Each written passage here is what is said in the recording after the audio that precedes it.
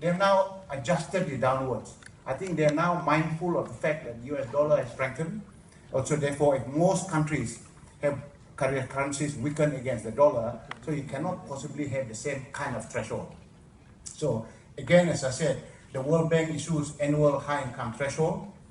The current threshold is the number. That's a downward reduction from what it was in the previous year. As I said, the GNI per capita, $50,000 that we talked about by 2020 is a forecast. We internally in Malaysia came out with a number on the basis of regression analysis. So we took the historical growth of the threshold over the last 10 to 15 years, and we took that and projected into the future. That's how that number was put there as our basis for changing. Every year, Malaysia is closing the gap between the two, as I showed to you earlier. And the strengthening of the US dollar caused the World Bank to reduce the threshold last year.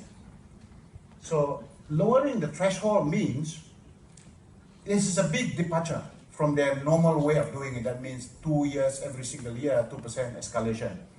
This means the threshold for the year 2020 is potentially lower if they keep on doing that. And so that's one thing.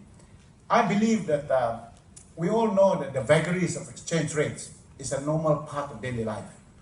So as the US dollar has been appreciating over the last 5 years, I believe that it will come down one way or another before 2020. I cannot be continuing to do that.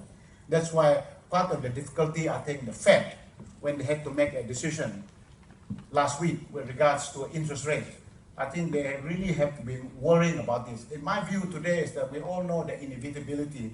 At some point, Fed will have to raise interest rates. They cannot keep doing it like that. It's just the inevitable. So I think there's a lot of stories around what will happen between now and the year 2020. My view is that we have to recognize that there are challenges ahead. We take stock of those things. Good policies need to be pursued. We need to continue being not discouraged by it, focusing on what we set out to do. And I'm pretty convinced that if we continue to do that, we will get to Vision 2020 by the year 2020.